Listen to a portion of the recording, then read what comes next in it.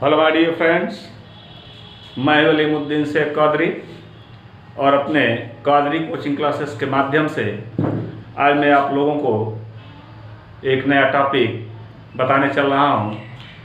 Natural resources का part third. Natural resources का part third. Part first में आपने देखा कि नेचुरल रिसोर्स कौन कौन से होते हैं। इसके बाद पार्ट सेकंड में आपने देखा जिसमें मैंने दो साइकिल आपको बताया कि वाटर साइकिल किस तरह से चलती है और नाइट्रोजन साइकिल किस तरह चलती है। आज हमारा एट लास्ट पॉइंट है पार्ट थर्ड, जिसमें हम आपको नेचुरल रिसोर्सेस में बताएंगे कि क्लाइमेट में कार्बन डाइऑक्साइड की साइकिल किस प्रकार से चलती है। कार्बन डाइऑक्साइड की साइकिल और ऑक्सीजन की साइकिल। इसके बाद है ozone layer. So my dear friends, carbon dioxide also have no, they are simply present in the atmosphere, and carbon dioxide is simply made to the carbon and oxygen. When the carbon and oxygen are mixed together to form of a single mole of carbon dioxide gases. So as like carbon is a significant element. Carbon is a significant element as it forms essential component, primary component, essential component. All organic materials, all organic compounds. जितने भी organic compound हैं उनमें carbon निश्चित रूप से पाया जाता है। And we have also we know there are two derivates of carbon. What is this? First is the carbon dioxide and second is the graphite. Carbon dioxide and graphite both are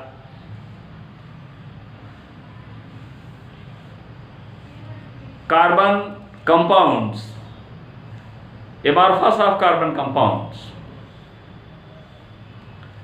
So my dear friends, in this point, carbon has simply occurred in nature in a carbonate salts.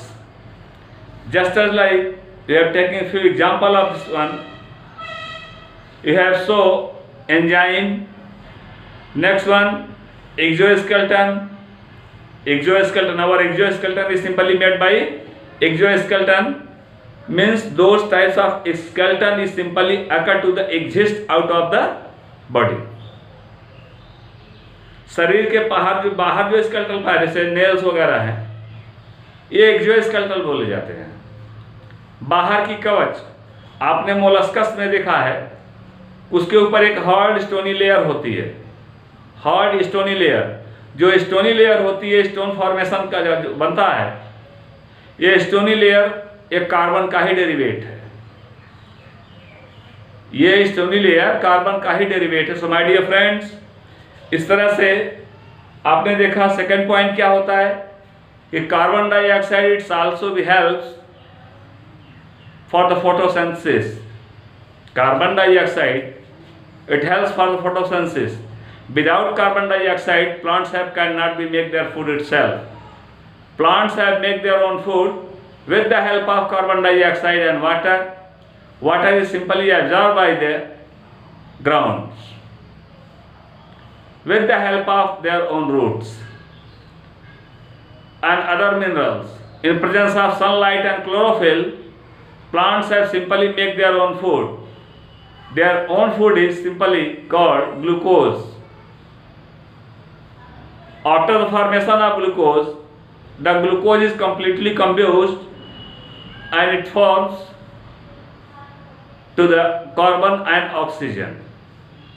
Then it gets to the maximum amount of energy. And carbon is also make a complex organic compound. With the case of photosynthesis reaction, glucose is an organic compound and it breaks in a single time of 1 mole of glucose. 1 mole of glucose is simply break with the help of two types of cycle. One is the glycolysis, second is the Krebs cycle. TCA, tricarboxylic acid cycle, Krebs cycle. Krebs cycle is given by Hans Krebs and glycolysis is given by Amden Meyerhoff Parsons. Both cycles have completely be going on. After this cycle, the single mole of glucose is fall to the 38 ATP of energy. It means a lot of energy have fall in a simple organic compound combustion. Those simple organic compound is a glucose. So my dear friends, today we are discussing here only a few interesting points. With here you have see our first topic, the natural resources. Then here in atmosphere carbon dioxide is present. आपने देखा कि वायुमंडल में carbon dioxide, यहाँ पर आप देख रहे हैं, यहाँ कार्बन डाइऑक्साइड एटमॉस्फेयर में CO2 इन एटमॉस्फेयर, वायुमंडल की कार्बन डाइऑक्साइड गैस. और आपने पढ़ा 0.04% यह जो है सिर्फ ऑक्सीजन गैस है, कार्बन डाइऑक्साइड गैस है जो वायुमंडल में पाई जा रही है. तो यहां से आपने देख लिया कार्बन डाइऑक्साइड गैस एटमॉस्फेयर की. जिस कार्बन डाइऑक्साइड गैस को ऑर्गेनिक कंपाउंड के रूप में कन्वर्ट किया गया, ऑर्गेनिक कंपाउंड के रूप में इसको कन्वर्ट किया गया. यहां पर देखिए CO2 साइकिल लिखा गया है, कार्बन डाइऑक्साइड की साइकिल क्या चल रही है, ऑर्गेनिक कंपाउंड में कन्वर्ट किया गया. इसके कन्वर्जन से यहां पर ये कार्बोनेट इन वाटर, वाटर में कार्बोनेटों का फॉर्मेशन हो गया. वाटर में जब कार्बोनेट का फॉर्मेशन हुआ, they are simply fall to the limestone. क्या बनाएंगे, ये लाइमस्टोन बनाएंगे. And next one, organic compound directly convert into coal. See this here, organic compound it directly convert into the coal. Coal means coke, coke means koila. And other one, climatic carbon dioxide, it form to the organic compound, it convert into the organic compounds in animals.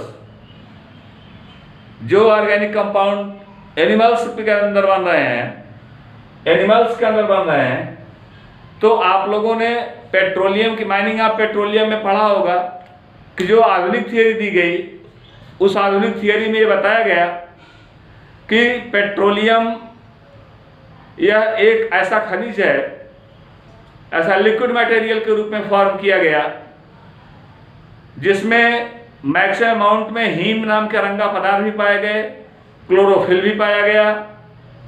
तो इसका मतलब जीव जंतु और वनस्पतियों के अवशेष जो पृथ्वी के नीचे दब गए और उनके दब जाने के पश्चात जो गैसें बाहर नहीं निकल पाई, उनके ऊपर जो चट्टानें रही, इम्परवियस रॉक्स, अप्रशोधित चट्टान, इम्परवियस रॉक, जिस चट्टान में किसी प्रकार का कोई होल नहीं होता, जब ऐसी चट्टानों के नीचे दबे, ऐसी चट्टानों का निर्माण हो गया तो ये गैसें बाहर नहीं निकल पाई.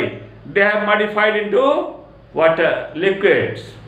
ये जो है लिक्विड में कन्वर्ट हो गई और those liquid is simply we call to the petroleum.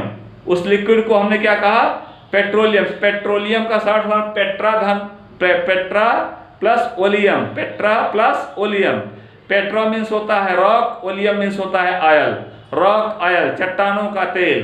तो चट्टानों का तेल इसीलिए इसको बोला गया क्योंकि यह जो है इम्परवियस रॉक के नीचे पाया जा रहा है, इसलिए इसको बोला गया चट्टानों का तेल. इसके बाद जहां तक ऑयल का लेवल है वहां तक पाया जाएगा और इस लेवल के आगे आप जाएंगे तो वहां पर आप देखेंगे कि ये गैसें पाई जाती हैं जो जिनको बोला जाता है नेचुरल गैसें, प्राकृतिक गैसें. उन्हीं गैसों को यूज किया जाता है आज हम लोग जो है LPG के रूप में, liquefied petroleum gas. Atmospheric compound में आ गया, मीन्स कार्बन डाइऑक्साइड जो क्लाइमेट में रही, क्लाइमेट से आई ऑर्गेनिक कंपाउंड का फॉर्मेशन किया, ऑर्गेनिक कंपाउंड से आया organic compounds in animals, animals में ऑर्गेनिक कंपाउंड आ गए.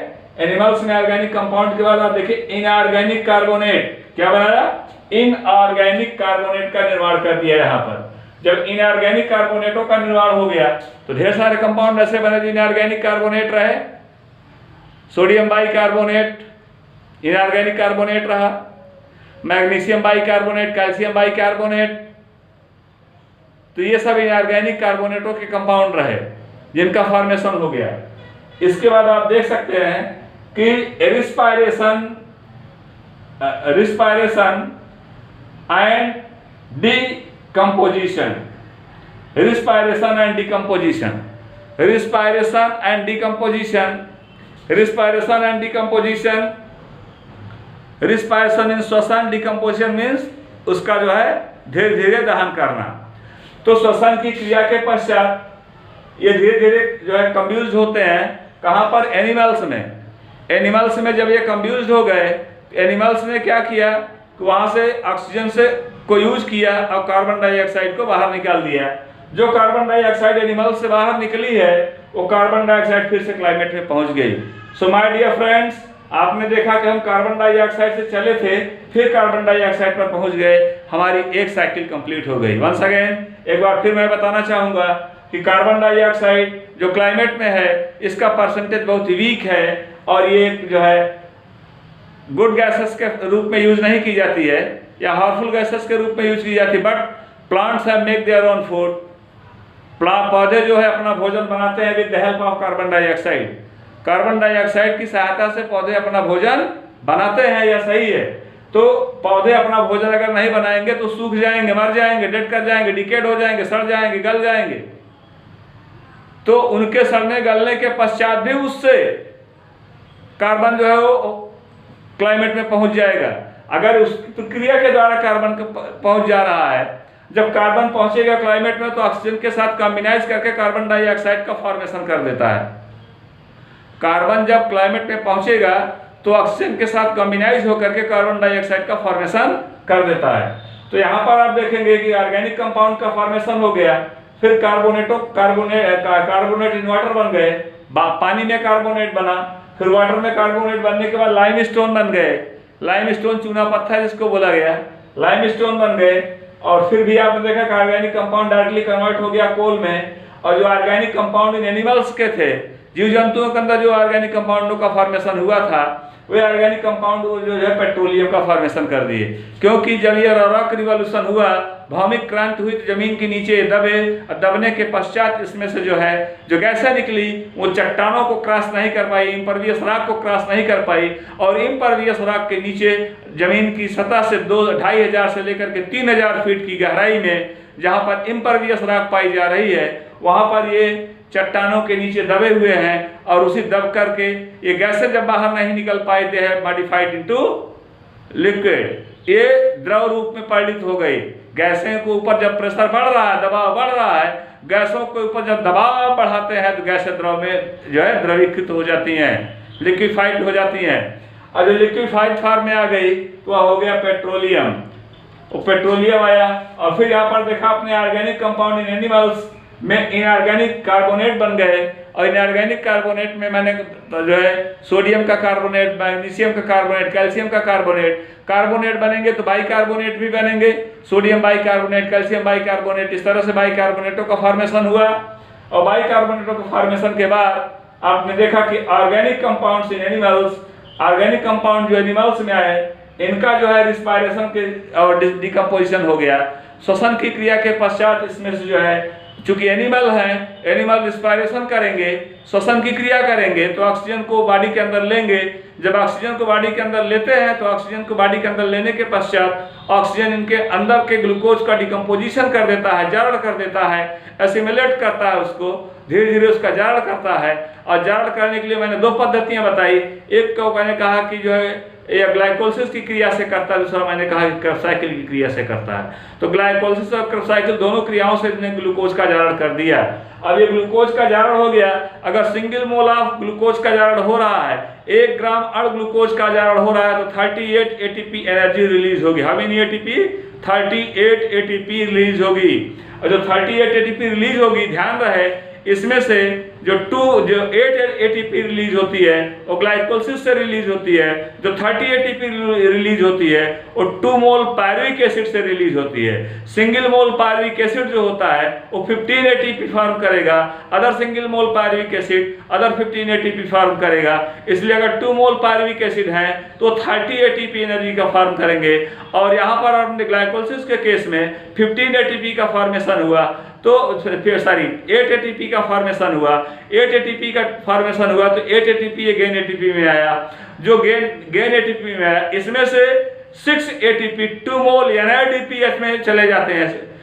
अगर 1 मोल जाएगा तो 3 एटीपी जाएंगे, 2 मोल जाएगा तो 6 एटीपी जाएंगे। इसका मतलब कि 8 में से आप जो है 6 को माइनस कर दीजिए तो टोटल हो गया 2 एटीपी।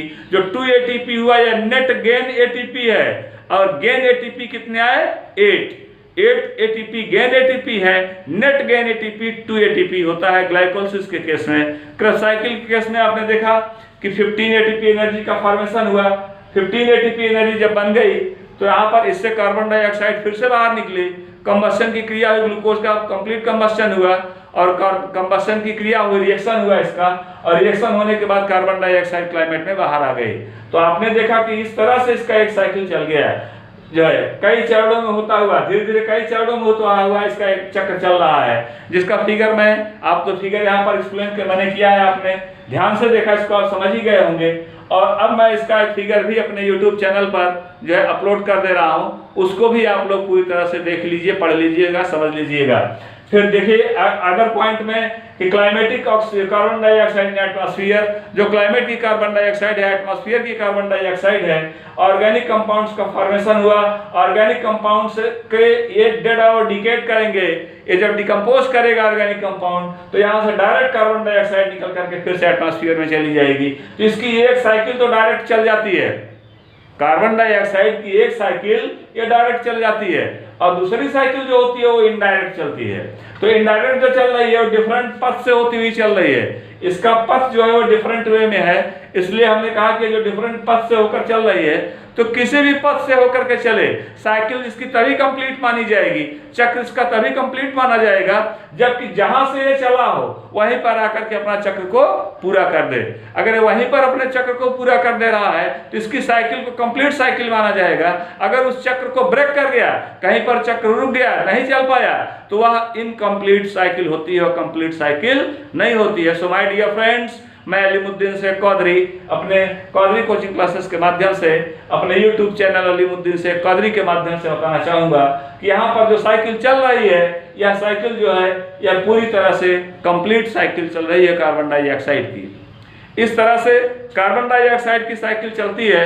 और मैंने अभी आपको बताया कि साइकिल में आपको जो है प्लांट्स इसको फोटोसिंथेसिस के लिए यूज कर लेते हैं, पेड़ पौधे इसको फोटोसिंथेसिस के लिए यूज कर लेते हैं। और सेकंड पॉइंट पर आपने देखा कि जो क्लाइमेट का कार्बन है, आसानी से अगर कार्बन डाइऑक्साइड किसी भी कंपाउंड के साथ जो है फॉर्म हो रहे बन रही है तो उसके साथ वाटर मॉलिक्यूल भी बनेगा।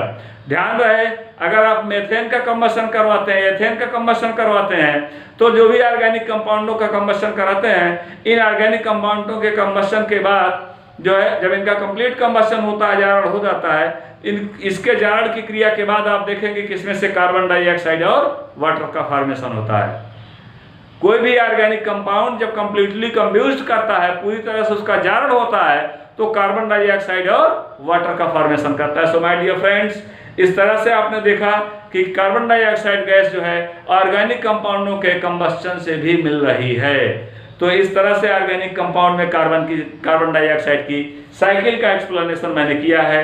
अब मैं आपको अगला एक्सप्लेनेशन बताने चल रहा हूं, और इसका फिगर भी अपने YouTube चैनल पर अपलोड कर दे रहा हूं, आप लोग ध्यान दे लीजिएगा कि ऑक्सीजन साइकिल, आप लोग नोट करिएगा, हमारी नेक्स्ट साइकिल है ऑक्सीजन साइकिल। तो ऑक्सीजन साइकिल के माध्यम से हम आपको ये बताना चाहेंगे कि किस तरह से जो है ऑक्सीजन साइकिल के माध्यम से हम आपको बताना चाहेंगे। यहाँ पर देखिए जो एटमॉस्फेरिक है, इसको हम अब जो है ऑक्सीजन साइकिल के माध्यम से यहाँ पर हम लिखना चाह रहे हैं ऑक्सीजन साइकिल। तो ध्यान दीजिएगा कि इस ऑक्सीजन साइकिल से, ऑक्सीजन साइकिल का चलना बहुत ही ज्यादा इंपॉर्टेंट होता है। ऑक्सीजन साइकिल का चलना बहुत ही ज्यादा इंपॉर्टेंट होता है। ये ऑक्सीजन हो गया, CYCLE oxygen cycle. Oxygen cycle कहां पर है? क्लाइमेट में है। क्लाइमेट में आप लोग अच्छी तरह जानते हैं 20% 94, कभी कभी इसको 21% अप्रॉक्सीमेट लिख दिया जाता है, तो जबकि इसका एक्चुअल वैल्यू 21% नहीं है, 20% 94 है। तो 20% 94 मीन्स हो गया अप्रॉक्सीमेट 21%, अप्रॉक्सीमेट 21%। ये क्लाइमेट की ऑक्सीजन हो गई। मैं अब आपको ऑक्सीजन साइकिल बता रहा हूं, ध्यान दीजिएगा। कार्बन डाइऑक्साइड साइकिल मेरी समाप्त हुई, लास्ट साइकिल चल रही है ऑक्सीजन साइकिल। तो यहाँ पर आप देखिएगा कि यहाँ पर इसके बाद यहाँ पर इस ऑक्सीजन साइकिल को एनिमल्स ने लिया, जो किसने लिया? एनिमल्स ने लिया। किस क्रिया के द्वारा? रिस्पायरेशन की क्रिया के द्वारा। रिस्पायरेशन की क्रिया के द्वारा, रिस्पायरेशन की जब इसमें से क्रिया होगी तो रिस्पायरेशन की क्रिया के द्वारा एनिमल्स इसको बॉडी के अंदर ले लेता है। रिस्पायरेशन की क्रिया के द्वारा एनिमल्स इसको बॉडी के अंदर ले लेगा। जब यहाँ पर रिस्पायरेशन की क्रिया हो गई तो यहाँ पर से रिस्पायरेशन की क्रिया के द्वारा फिर फॉर्मेशन करेगा, किसका? वाटर का फॉर्मेशन कर देता है, जल का निर्माण करेगा। और इस वाटर फॉर्मेशन के बाद फिर एक कंपाउंड चलता है जिसको हम बोलते हैं फोटोसिंथेसिस। क्या बोलते हैं इसको? फोटोसिंथेसिस बोलते हैं। यहाँ पर हम लिख रहे हैं फोटोसिंथेसिस। माय डियर फ्रेंड्स, आपको ये जान लेना आवश्यक है। फोटोसिंथेसिस, फोटो मींस लाइट होता है, प्रकाश होता है। इस फोटोसिंथेसिस को कहा जाता है प्रकाश सिंथेसिस मींस संश्लेषण। फोटो मींस लाइट, प्रकाश संश्लेषण। तो यहाँ पर फोटोसिंथेसिस हुई और फोटोसिंथेसिस की क्रिया के बाद फिर से जो है, जो फोटोसिंथेसिस हो गई तो फिर से ऑक्सीजन को क्लाइमेट में पहुंचा दिया गया, ऑक्सीजन क्लाइमेट में पहुंच गई। ये आपने देखा कि इसकी एक साइकिल पूरी हो गई। तो इस तरह से ऑर्गेनिक मॉलिक्यूल के रूप में अगर देखा जाए तो C6H12O6, इसमें भी आपने देखा कि ये ऑक्सीजन है ना ऑक्सीजन इसमें। और रिस्पायरेशन क्रिया के द्वारा भी यहाँ पर आया है, रिस्पायरेशन क्रिया के द्वारा भी आया। ये रिस्पायरेशन लिख दिया हमने, रिस्पायरेशन हो गया। रिस्पायरेशन की क्रिया के द्वारा यहाँ पर आ गया। अगर ये रिस्पायरेशन क्रिया के द्वारा आया तो रिस्पायरेशन क्रिया के द्वारा यहाँ पर किसका निर्माण करेगा? ये CO2 का फॉर्मेशन करेगा, कार्बन डाइऑक्साइड का निर्माण करेगा, CO2 का फॉर्मेशन करेगा ये। और जब ये CO2 का फॉर्मेशन कर दिया, CO2 का निर्माण कर दिया, फिर से यहाँ पर ये चला जाएगा फोटोसिंथेसिस के प्रोसेस में। क्योंकि फोटोसिंथेसिस मैंने बताया अभी आपको कि पेड़ पौधे जो होते हैं वो कार्बन डाइऑक्साइड का ही यूज करते हैं। किसके लिए? भोज्य पदार्थों के निर्माण के लिए। सो माय डियर फ्रेंड्स, भोज्य पदार्थों के निर्माण के लिए इसने कार्बन डाइऑक्साइड का यूज किया। और जब कार्बन डाइऑक्साइड का फॉर्मेशन हो गया तो फिर यहाँ से ये एक कॉम्प्लेक्स ऑर्गेनिक कंपाउंड का फॉर्मेशन कर देगा, ग्लूकोज का फॉर्मेशन कर देगा, जिसके द्वारा फोटोसिंथेसिस के प्रोसेस के द्वारा आपने पढ़ा है। जब प्रकाश संश्लेषण की क्रिया हो जाती है तो प्रकाश संश्लेषण की क्रिया के पश्चात जो है ग्लूकोज का निर्माण हो जाता है। सो माय डियर फ्रेंड्स, आप यहाँ देख सकते हैं कि ग्लूकोज का कैसे डिकम्पोजिशन हुआ। ग्लूकोज का रिस्पायरेशन हुआ, रिस्पायरेशन क्रिया के द्वारा कार्बन डाइऑक्साइड बनी, कार्बन डाइऑक्साइड का फिर से फोटोसिंथेसिस में रिएक्शन हुआ और फोटोसिंथेसिस रिएक्शन के बाद फिर से ग्लूकोज बन गया। इस तरह से एक साइकिल इसकी चल जाती है। इस तरह से आपने देखा कि ऑक्सीजन की भी साइकिल चलती है। लेकिन ध्यान रहे कि निकोला, मैंने बताया था कि साइंटिस्ट निकोलस थियोडोर डे सेस्यूर, इन्होंने बताया the small amount of oxygen it gives life for us, the small amount of oxygen it gives life for us. Oxygen की थोड़ी सी मात्रा ही हमें जीवन देती है। ये किसका कहना है? निकोलस थियोडोर डे सेस्यूर का। उन्होंने स्पष्ट रूप से कह दिया कि बिना ऑक्सीजन के हम जीवित नहीं रह सकते। ध्यान रहे, कहा गया जल भी जीवन है, तो जल तो जीवन है ही, लेकिन हमारे जीने के लिए ऑक्सीजन का होना अति अनिवार्य है। ऑक्सीजन का होना अति अनिवार्य है, इसलिए बिना ऑक्सीजन के हमारी बॉडी सर्वाइव नहीं कर सकती है। तो ऑक्सीजन की साइकिल जो चल रही है, जो ऑक्सीजन का चक्र चल रहा है, जो अप्रॉक्सीमेट 21% के रूप में क्लाइमेट में है, तो अगर इसका परसेंटेज कहीं पर बढ़ा या कहीं पर घटा तो क्लाइमेट इम्बैलेंस हो जाएगा, वातावरण असंतुलित हो जाएगा। जब वातावरण असंतुलित हो जाएगा यह वातावरण अपने को संतुलित करना चाहेगा। जब संतुलित करना चाहेगा तो प्रकृति का नियम है कि प्रकृति में कहीं न कहीं पर यह बिखराव की स्थिति उत्पन्न होती है। तो प्रकृति में जब बिखराव की स्थिति उत्पन्न होती है माय डियर फ्रेंड्स, तो ऐसी कंडीशन में हम इसको अडॉप्ट नहीं कर पाते हैं, क्योंकि प्रकृति ने ऑल ऑफ सडन चेंजिंग किया लेकिन हमारी और आपकी बॉडी ने ऑल ऑफ सडन चेंजिंग नहीं किया। तो हम प्रकृति के अनुकूल उतनी तेजी के साथ अपने को नहीं बना सकते हैं, इसलिए जो है हम उसको आसानी से अडॉप्ट नहीं कर सकते हैं। जब पावर ऑफ अडॉप्टेशन हमारे बॉडी का बना हुआ रहेगा, पावर ऑफ अडॉप्टेशन हमारे बॉडी का बना हुआ रहेगा, तो नो प्रॉब्लम, हम सरवाइव कर ले जाएंगे। लेकिन जब पावर ऑफ अडॉप्टेशन हमारे बॉडी का नहीं बना हुआ है तो हम सरवाइव नहीं कर पाएंगे। ऐसी दशा में हम या हमारे वंशज या हमारी जातियां वो पूरी तरह से समाप्त हो जाएंगी। सेकंड इंपॉर्टेंट पॉइंट है इसका जो है कि ऑक्सीजन के से आपने कार्बन डाइऑक्साइड भी बन सकता है, ऑक्सीजन से वाटर भी बन सकता है। तो ध्यान रहे माय डियर फ्रेंड्स, ऑक्सीजन जो होता है दोनों कंपाउंडों का फॉर्मेशन करता है, वाटर का भी फॉर्मेशन करता है और कार्बन डाइऑक्साइड का भी फॉर्मेशन करता है। इसलिए मैं आपको बताना चाह रहा हूं, oxygen is also release by the form of oxygen. Oxygen is also released, oxygen is also released by the formation of oxide. और जब ऑक्साइडों का निर्माण होता है तो ऑक्सीजन उसमें से जरूर रिलीज होगी, निकलेगी। और जब ये रिलीज हो जाती है तो वही ऑक्सीजन हमारे और आपके बॉडी के लिए हेल्पफुल होती है, क्योंकि हम रिस्पायरेशन की क्रिया में गैसों का मिश्रण तो लेते हैं, लेकिन इन गैसों के मिश्रण में ऑक्सीजन ही सबसे ज्यादा इंपॉर्टेंट होती है। हमारे जीने के लिए, हमारे लाइफ के लिए ऑक्सीजन सबसे ज्यादा इंपॉर्टेंट होती है। जब ये बॉडी के अंदर जाती है तो हमारे लंग्स जो होते हैं, दोनों साइड के जो लंग्स होते हैं, लंग्स के अंदर एल्वियोलाई होती है। एल्वियोलाई जो पूरी तरह से कैपिलरीज से कवर्डेड होती है, पतली पतली जो है धमनिकाओं से या जो है घिरी हुई होती है, सिराओं से घिरी हुई होती है। तो जब सिराओं से घिरी होगी, धमनिकाओं से घिरी होगी, इसका काम है तेजी के साथ एल्वियोलाई से ऑक्सीजन को कैच कर लेना। जैसे ही हमने मिक्सचर ऑफ गैसेस को बॉडी के अंदर लिया, इसने तेजी के साथ ऑक्सीजन को कैच कर लिया। जब ऑक्सीजन को कैच कर लिया तो हमारे बॉडी में ले जाकर के ब्लड के थ्रू पहुंचा देता है हार्ट को, और हार्ट जो है पंप करता हुआ पूरे बॉडी में सर्कुलेट कर देता है। इस तरह से ये ऑक्सीजन हमारे बॉडी के प्रत्येक सेल तक पहुंचा दी जाती है। ध्यान रहे कि जो ऑक्सीजन हमारे बॉडी की हर सेल तक पहुंचाई जा रही है, वही ऑक्सीजन जो होती है, वही ऑक्सीजन कंबशन की क्रिया करेगी, दहन की क्रिया करेगी। और उसी दहन की क्रिया के पश्चात जो भोज्य पदार्थ जो दहन होंगे, उन्हीं भोज्य पदार्थों के दहन की क्रिया के पश्चात कार्बन डाइऑक्साइड का निर्माण होता है। तो फिर ये डिकम्पोज करेगा, ऑक्सीजन बनेगा। तो क्लाइमेट का ऑक्सीजन फिर से क्लाइमेट में लगातार इस तरह से चलता रहता है। आपने देखा कि इस मेथड में भी, इस डायग्राम में भी मैंने आपको स्पष्ट कर दिया कि इसका भी एक चक्र पूरा चल रहा है। तो चक्र कहीं पर अगर टूट जाता है तो साइकिल नहीं कहा जाता, तो चक्र नहीं कहा जाता। माय डियर फ्रेंड्स, चक्र उसे तभी कहा जाएगा जब वो जहां से चले घूमता हुआ फिर उसी स्थान पर आकर के पहुंच जाए, तब उसकी एक साइकिल कंप्लीट होती है। तो एक साइकिल इसकी यहाँ पर एक कंप्लीट हुई और दूसरी साइकिल आपने देखा ग्लूकोज से कंप्लीट हुई। सो माय डियर फ्रेंड, इस तरह से यह लगातार कई रूपों में, कई प्रकार की साइकिलों में चलाता रहता है अपने आप को। तो इस तरह से आपने देखा। और हमारा थर्ड पॉइंट आता है ओजोन। आप लोग जान रहे हैं, अच्छी तरह से जान रहे हैं, ओजोन ऑक्सीजन का सिंपल परसेंटेज 21% मैंने बताया आपको। Simply oxygen is present in A climate approximate 21%। Simply oxygen is present in A climate is approximate 21% in the atmosphere.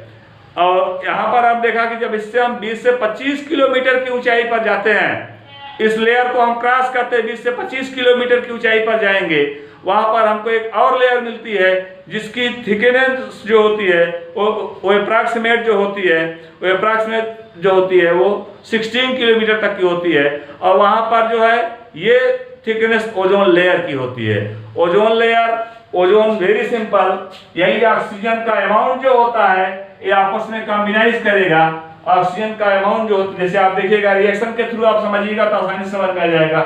O2 plus half O2, आप देखिएगा O2 प्लस हाफ O2, यहाँ पर हो गया O3।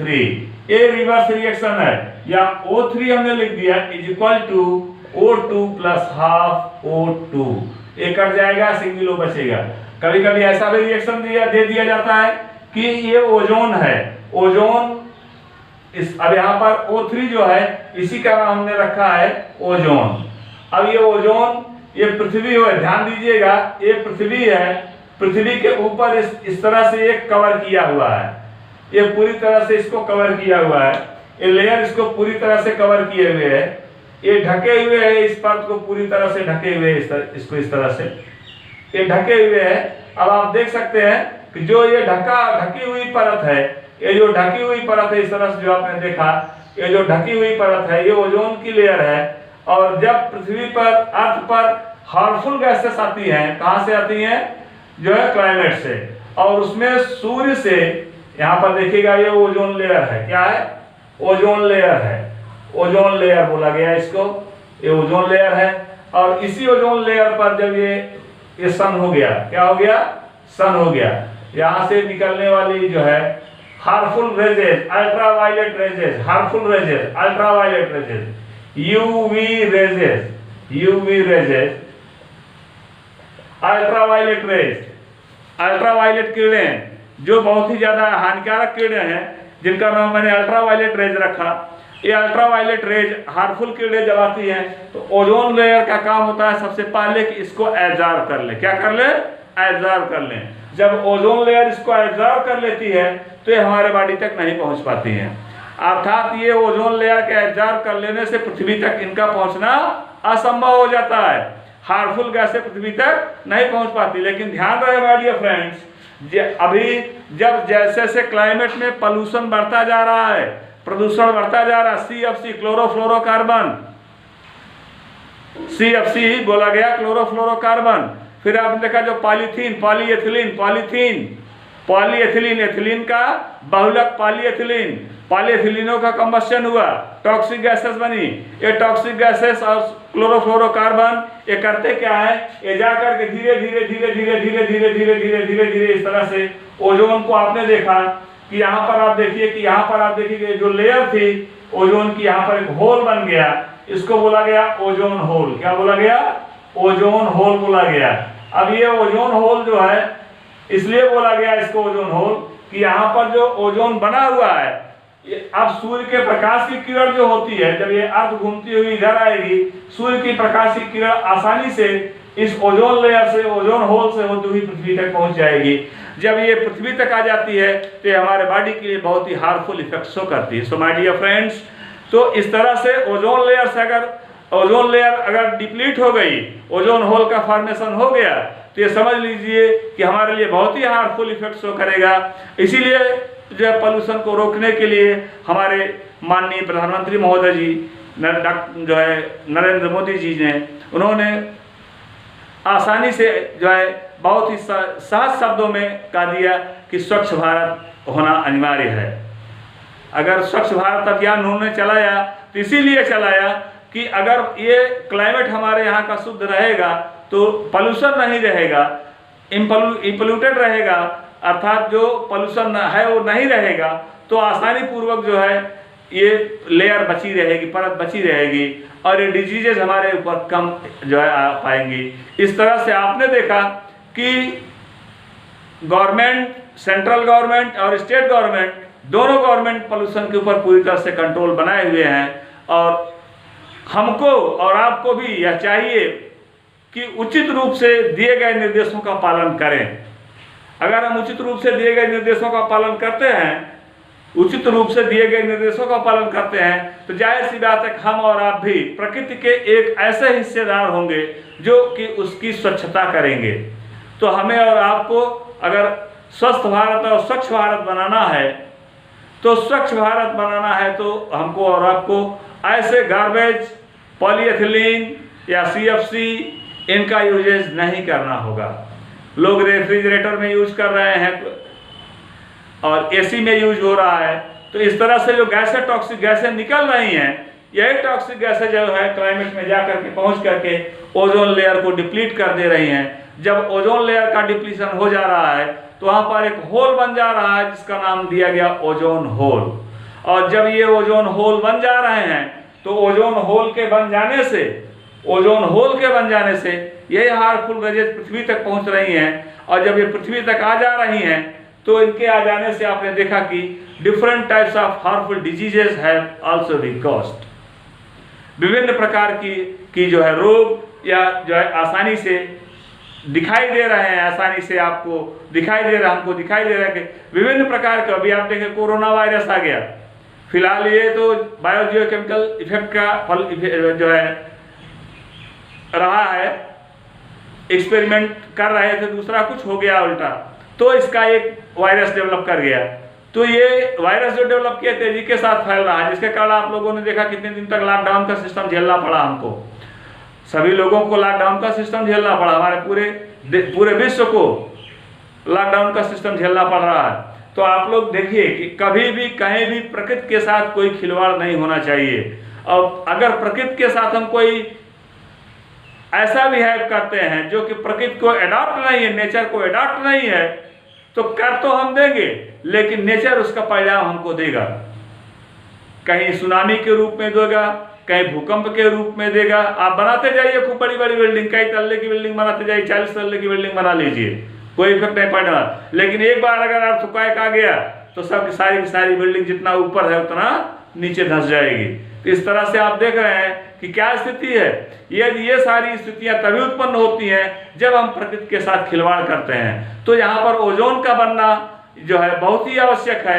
और ओजोन के निर्माण के लिए मैंने सिंपली बता दिया कि ओजोन का जो सामान्य निर्माण होता है वह O2 + O = ए रिवर्सिबल रिएक्शन है, O3। ये रिवर्स रिएक्शन है, देख रहे हैं, रिवर्सिबल रिएक्शन है, रिवर्स रिएक्शन है। O2 + O = O3, इसी को हमने कहा कि क्या है, ये ओजोन है। अब ये ओजोन हो गया और यहाँ पर ये क्या हो गया, ऑक्सीजन। ऑक्सीजन के साथ नवजात ऑक्सीजन मिलकर के ओजोन का निर्माण किया।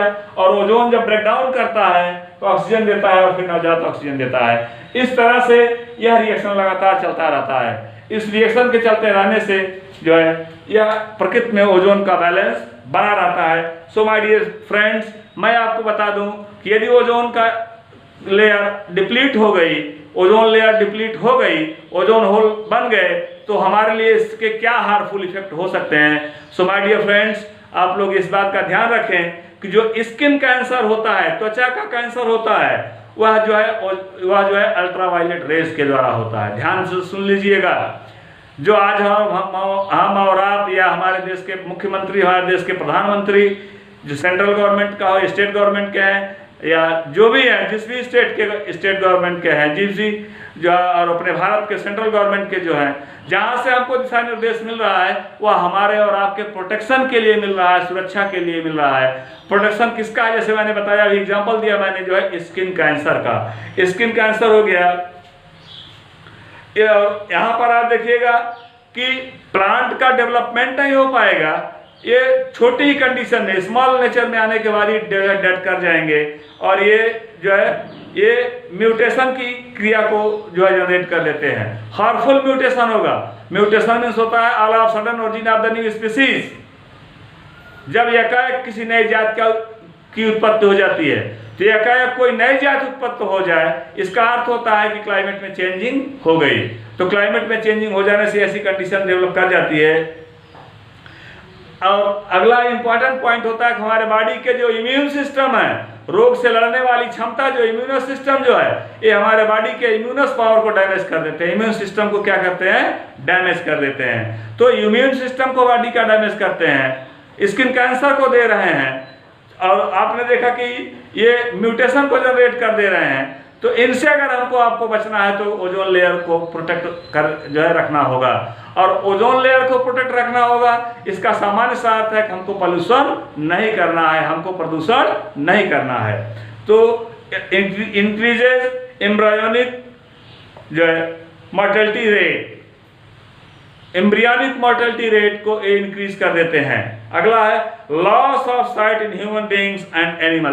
Loss of sites in human beings and animals. Human beings, मनुष्यों में और जीव जंतुओं में loss of sites in human beings. ये विभिन्न प्रकार के जो है प्रतिकूल प्रभाव डालते हैं हमारे जीने के ऊपर, हमारे ऊपर। इस तरह से हमारी लाइफ को सर्वाइव करने में एक विशेष प्रकार की कठिनाई उत्पन्न हो जाती है। सो माय डियर फ्रेंड्स, मैं अलीमुद्दीन शेख कादरी अपने कादरी कोचिंग क्लासेस के माध्यम से मैंने आज यह लेसन नेचुरल रिसोर्सेस का यह लेसन मैंने पूरी तरह से समाप्त कर दिया। और ओजोन लेयर को मैंने बताया, और प्रोटेक्शन भी मैंने बता दिया, ऑक्सीजन साइकिल भी मैंने बता दिया, कार्बन डाइऑक्साइड साइकिल भी मैंने बता दिया, और जो कुछ भी मैंने बताया है आप लोग इसका पूरी तरह से नोट बना लीजिए, इसको एक बार रिवाइज करिए, तैयार करिए। और अगर आप इसको तैयार कर ले रहे हैं तो अच्छी बात है, बहुत ही अच्छी बात है, क्योंकि ये कंपटीशन में भी आता है और एंट्रेंस एग्जामिनेशन में भी आता है, और सबसे बड़ी बात है कि आपके बोर्ड एग्जामिनेशन में भी आएगा। तो इस तरह से मेरा एक बार फिर से रिक्वेस्ट है कि मेरा चैनल जो है अलीमुद्दीन शेख कादरी के नाम से है, तो Alimuddin Sheikh Qadri channel YouTube channel है मेरा। इस यूट्यूब चैनल को मेरे सब्सक्राइब करना नहीं भूलेंगे, आप लोग ज़रूर सब्सक्राइब करिए और लगातार इसको जो है पढ़ते रहिए। और मैं लगातार अपनी स्पीच, अपना लेक्चर देता रहूँगा और आप लोग लगातार जो है इस हमारे चैनल के माध्यम से लगातार आप लोग पढ़ते रहिएगा। तो इस तरह से आज का अच्छा टॉपिक, आज का लेसन मैंने अपने कादरी कोचिंग क्लासेस के माध्यम से समाप्त कर दिया। मैं अलीमुद्दीन शेख कादरी आपसे जो है विदा लेता हूँ। मेरा नेक्स्ट लेसन, मेरा नेक्स्ट टॉपिक कल के लिए जो है स्टार्ट किया जाए। तब तक के लिए थैंक यू।